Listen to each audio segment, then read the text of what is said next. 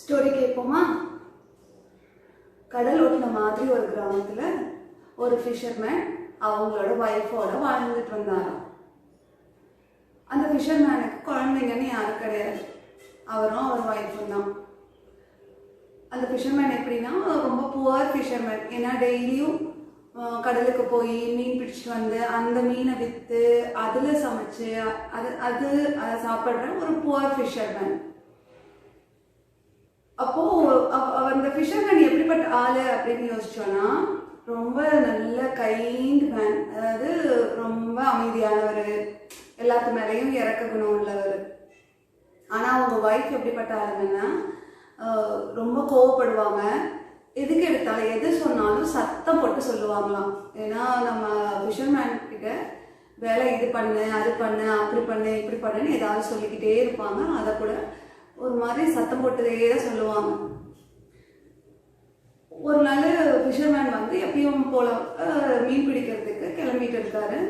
அப்போ அவங்க ஒய்ஃப் வந்து சொல்றாங்க, இந்த மாதிரி வரும்போது கண்டிப்பா விறகு வாங்கிட்டு வரணும், சமைக்கிறதுக்கு விறகு ஒண்ணு கூட இல்லை வீட்டுல அப்படின்னு சொல்லிட்டு, சரி அப்படின்னு நான் வாங்கிட்டு வரேன் அப்படின்னு சொல்லிட்டு ஃபிஷர்மேன் வந்து கடலுக்கு போறாரு. காலையில போனவர் மதியானம் ஆயிடுது. ஆனால் தூண்டில ஒரு மீன் கூட வரல. அவரே ரொம்ப சோகமாயிட்டாரு. என்னடா அது இன்னைக்குன்னு பார்த்து ஒரு மீன் கூட வரலையே அப்படின்னு சொல்லிட்டு, சரி பேசாம போயிடுவோமா அப்படின்னு சொல்லிட்டு இந்த தூண்டில எடுக்கிறதுக்கு யோசிக்கும் போதுதான் பார்த்தா தூண்டில் ஏதோ வெயிட்டா இருக்கிற மாதிரி இருக்கு. சரின்னு இழுத்து பார்த்தா தூண்டில ஒரு சின்ன கோல்டன் ஃபிஷ், தங்க மீன் மாட்டியிருக்கு.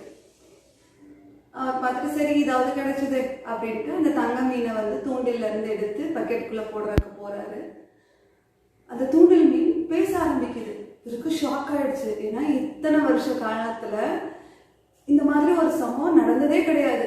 எங்கேயாவது மீன் பேசி யாராவது கேட்டிருப்போமா? நம்மளாம் யாரும் கேட்டதே இல்லைல்ல. அதே மாதிரிதான் அந்த ஃபிஷர்மேன் கூட அவர் கேட்டதே கிடையாது. அதனால அந்த மீன் வந்து மனுஷ குரல்ல பேசுறதை பார்த்தோன்னே அவருக்கு ரொம்ப ஷாக் ஆயிடுச்சு. அந்த மீன் என்ன சொல்லுதுன்னா, மீனவா மீனவா தயவு செய்து என்னை வந்து கடல்லையே விட்டுரு, நீ என்னை கடல்ல விட்டுட்டீன்னா நான் உனக்கு நீ கேட்கறத தரேன் அப்படின்னு சொல்லுது.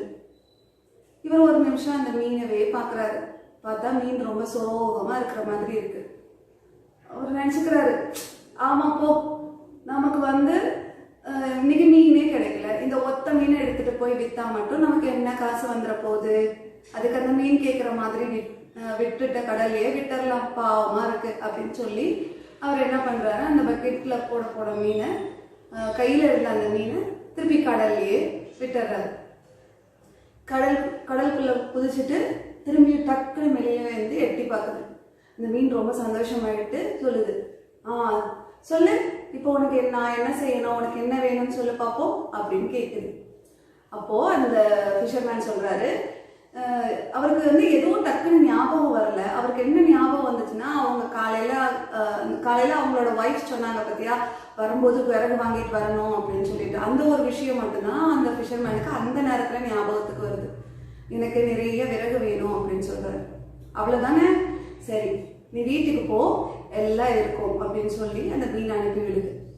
இவரும் சரி அப்படின்னு சொல்லிட்டு அன்னைக்கு வேலையை அதோட முடிச்சுட்டு வீட்டுக்கு கிளம்புறாரு. வர வழியில அவருக்கு ஒரு சந்தேகம் இருந்துட்டே தான் இருக்கு. என்னடா மீன் சொல்லிடுச்சே, ஒருவேளை நிஜமாவே வீட்டுல அந்த மாதிரி விறகு இருக்குமா, இல்லைன்னா ஒய்ஃப் கிட்ட போய் என்ன பேச்சு வாங்குறதுன்னு தெரியலையே அப்படின்னு பயந்துட்டு நடந்து வரும்போது தூரத்துல இருக்கும் போதே அவருக்கு தெரிஞ்சிருச்சு. ஏன்னா அந்த அவருடைய வீட்டு வாசல் முன்னாடி நிறைய விறகுகள் இருக்கு. இவருக்கு மகிழ்ச்சி தாங்கல. அடடா சூப்பர், இன்னைக்கு நம்ம ஒய்ஃப் வந்து நம்மளை பாராட்ட போறாங்க அப்படின்னு நினைச்சிட்டு வீட்டுக்குள்ள போய் ஒய்ஃப் கிட்ட நடந்த விஷயத்தெல்லாம் சொன்னோடனே ஒய்ஃப் செம்மையா திட்ட ஆரம்பிச்சிட்டாங்க. ஐயா அவனுக்கு கொஞ்சமாவது அறிவு இருக்கா, யாராவது இந்த மாதிரி ஒரு வரம் கிடைச்சதுன்னா போய் விறகா கேட்பாங்க, விறகு வச்சு சாப்பிட முடியுமா, முதல்ல போய் சாப்பிட்றதுக்கும் சாப்பாடு செய்யறதுக்கான பொருட்களும் வேணும்னு கேளு அந்த மீன் கிட்ட அப்படின்னு சொல்லி அனுப்பி விடுறாரு. இவர் அந்த ஃபிஷர்மேனும் ஆமால அதுவும் சரிதான் அப்படின்னு சொல்லிட்டு யோசிச்சுக்கிட்டு இவர் திரும்பி கடல் கிட்ட போய் அதே இடத்துல போய் மீனை கூப்பிடுறாரு. மீன் கடல்ல இருந்து ஒரு குதிச்சு மேலே பார்த்துட்டு திரும்பி கடற்குள்ள போயிடுது. அப்போ அந்த மீன் கிட்ட இவர் கேட்குறாரு, இந்த மாதிரி எனக்கு எங்கள் ஒய்ஃப் வந்து சாப்பிட்றதுக்கு, எங்கள் ஒய்ஃபும் நானும் சாப்பிட்றதுக்கும் சாப்பாடு செய்யறதுக்கு சமைக்கிறதுக்கான பொருளும் தருவியா அப்படின்னு சொல்லிட்டு அந்த மீன் அப்படி அவ்வளோதானே, சரி சரி நீ போ வீட்டில் இருக்கோம் அப்படின்னு சொல்லி அந்த மீன் வந்து அந்த மீனை வந்து அனுப்புது. அந்த ஃபிஷர்மேன் ரொம்ப ஹாப்பியாக வீட்டுக்கு வந்து பார்க்குறாரு. அவர் நினைச்சதை விட அதிகமான உணவுப் பொருட்களும், அவர் நினைச்சதை விட அதிகமாக உணவு சமைக்கிறதுக்கான பொருட்களும் வீட்டில் இருக்கு. செம்ம ஹாப்பி ஆயிட்டாரு. ஃபிஷர்மேனை விடுங்க, அதை விட அவங்க ஒய்ஃப் வந்து ரொம்ப ஹாப்பி ஆயிட்டாங்க. இப்படியே போகுது கொஞ்ச நாள். அவங்க ஒய்ஃபும் ரொம்ப அமைதியாக இருக்காங்க, சண்டை கிட்ட போடுறதில்ல, இந்த ஃபிஷர்மேனை திட்டுறதில்ல. இப்படியே ஒரு மாசத்துக்கிட்ட போயிடுது. இப்போ ஒரு நாள் அவங்க ஒய்ஃப் வந்து வெளியூருக்கு ஒரு விசேஷத்துக்கு போகலாம் அப்படின்னு முடிவு பண்ணி அவங்களோட கபோர்டை திறந்து பார்க்கும்போது அங்கே பார்த்தா ரெண்டு பட்டு புடவைன்னு சொல்லிட முடியாது, ரெண்டு புடவை தான் இருக்கு. அந்த ஃபிஷர்மேன் ஒய்ஃபுக்கு அடடா என்னடா இது, நம்ம போய் எங்கேயாவது வெளியில போறதா இருந்தால் கட்டிக்கிறதுக்கு ஒரு நல்ல புடவையே இல்லையே, நம்ம அந்த மீன் கிட்ட சொல்லி வாங்கிட்டு வர சொல்லலாம் அப்படின்னு சொல்லிட்டு ஃபிஷர்மேன் கிட்ட இந்த மாதிரி எனக்கு வந்து நிறைய பட்டு புடவைகள் வேணும், நீ போய் அந்த மீன் கிட்ட கேட்டு வாங்கிட்டு வா அப்படின்னு சொல்லி ஃபிஷர்மேனை அனுப்புறாரு. ஃபிஷர்மேனுக்கு கொஞ்சம் தயக்கமாக தான் இருக்கு, இருந்தாலும் என்ன பண்றது, ஒய்ஃப் சொல்லிட்டாங்க இல்லையா, அவங்க கூட சண்டை போட்டா அப்புறம் சச்சரவுகள் தான் மிஞ்சம், அதனால எதுக்குப்பா வம்பு அப்படின்னு சொல்லிட்டு அந்த ஃபிஷர்மேன் வந்து திரும்பி கடலுக்கு போறாரு. அதே பகுதியில் போய் அந்த தங்க மீனை கூப்பிடுறாரு. தங்க மீன் எட்டி பார்த்துட்டு திரும்பி கடலுக்குள்ள போயிடுது. அப்புறம் இவர் சொல்றத அது கேட்கும். ஆக்சுவலா எட்டி பார்த்துட்டு உள்ள போனா கூட இவர் பேசுறது வந்து அந்த மீன் கேட்கும். அப்போ அந்த கடல் மீன் கிட்ட, அந்த தங்க மீன் கிட்ட இவர் சொல்றாரு, இந்த மாதிரி என் மனைவிக்கு வந்து நிறைய பட்டு புடவைகள் வேணுமாமா அப்படின்னு சொன்னோடனே அவ்வளோதானே, சரி சரி நீ வீட்டுக்கு போ எல்லாம் இருக்கோ அப்படின்னு சொல்லுது மீன். சந்தோஷமா வீட்டுக்கு போறாரு. பார்த்தா அதே மாதிரி அவங்க ஒய்ஃப் எதிர்பார்த்ததை விட நிறைய பட்டு புடவைங்க இருக்கு. ஆனா கூட அந்த ஒய்ஃபுக்கு திருப்தி இல்லை. அவ என்ன யோசிக்கிறான்னா, ஓகே ஓகே நமக்கு வந்து நிறைய பட்டு புடவைங்க இருக்கு, ஆனா இதுக்கு மேட்சா நகைகள் இல்லையே, அதே மாதிரி நம்ம கிட்ட காசு இருந்துச்சுன்னா நமக்கு பிடிச்ச மாதிரி நிறைய பட்டு புடவைங்க வாங்கிக்கலாம்ல அப்படின்னு சொல்லி அந்த ஒய்ஃப் வந்து யோசிக்கிறார். உடனே ஃபிஷர்மேன் கிட்டேயும் சொல்றா, இந்த மாதிரி கரெக்டு தான், இப்போ என்கிட்ட நிறைய பட்டு புடவை இருக்கு, ஆனா அந்த பட்டு புடவைக்கு மேட்சா நகையெல்லாம் இல்லைல்ல, நீ போய் மீன் கிட்ட மேட்சிங்கா எனக்கு தங்க நகைகள் வேணும் அப்படின்னும் அப்புறம் கொஞ்சம் பணம் தங்க காசு வேணும்னு கேட்டுட்டு வா அப்படின்னு சொல்லி அனுப்புறான். இந்த ஃபிஷர்மேன் அவர் தான் ரொம்ப நல்லவராச்சா, சரி திரும்பியும் கடல் கிட்ட போறாரு. அவருக்கு கொஞ்சம் தயக்கமாக தான் இருக்குச்சு, என்னடா இது எப்போ பார்த்தாலும் அந்த மீன் கிட்ட போய் அதை கொடு இதை கொடுன்னு கேட்டுக்கிட்டே இருக்கிறோமே அப்படின்னு சொல்லிட்டு ஒரு மாதிரி தயக்கத்தோடையே போறாரு. இருந்தாலும் என்ன பண்ண முடியும், ஒய்ஃப் தான் சொல்லிட்டாங்கல்ல, சரின்னு போய் கேட்குறாரு. அது ஃபிஷர்மேன் கேட்குறாரு, என்ன கேட்குறாரு, மீனை கூப்பிடுறாரு. மீனை கூப்பிட்டு உடனே மீன் வருது. மீன் கிட்ட இந்த மாதிரி என் ஒய்ஃபுக்கு வந்து நீ கொடுத்த பட்டு புடவைகளுக்கு மேட்சா நகைகள் இல்லையாமா, அதனால தங்க நகைகளையும் தங்க காசுகளையும் தருவியா அப்படின்னு கேட்கும்போது, அவ்வளோதானே நீ வீட்டுக்கு போயெல்லாம் இருக்கோம் அப்படின்னு சொல்லுது அந்த தங்க மீன். திருப்தி ஆயிடுது. இந்த வாட்டி ஹாப்பி அப்படின்னு சொல்றதை விட அப்பாடா எப்படியோ நம்ம ஒய்ஃப் சொன்ன விஷயத்த செஞ்சுட்டோம் அப்படின்ற ஒரு மன திருப்தியோட இவர் வந்து வீட்டுக்கு போறாரு. போனா அதே மாதிரி நிறைய தங்க நகைகளும் பணம் நிறைய தங்க காசு இருக்கு. அதை பார்த்தோன்னே அவங்க ஒய்ஃப் ரொம்ப ஹாப்பி ஆயிடுவாங்க. அப்பாடா இனிமேல் ஒய்ஃப் எதுவுமே கேட்க மாட்டாங்க, நாமளும் இனிமேல் போய் அந்த மீனை தொந்தரவு பண்ண வேண்டாம் அப்படின்னு சொல்லிட்டு ஃபிஷர்மேன் ஒரு நிமிஷம் நிம்மதி மூச்சு விடுறதுக்குள்ள அவங்க ஒய்ஃப் சொல்றாங்க,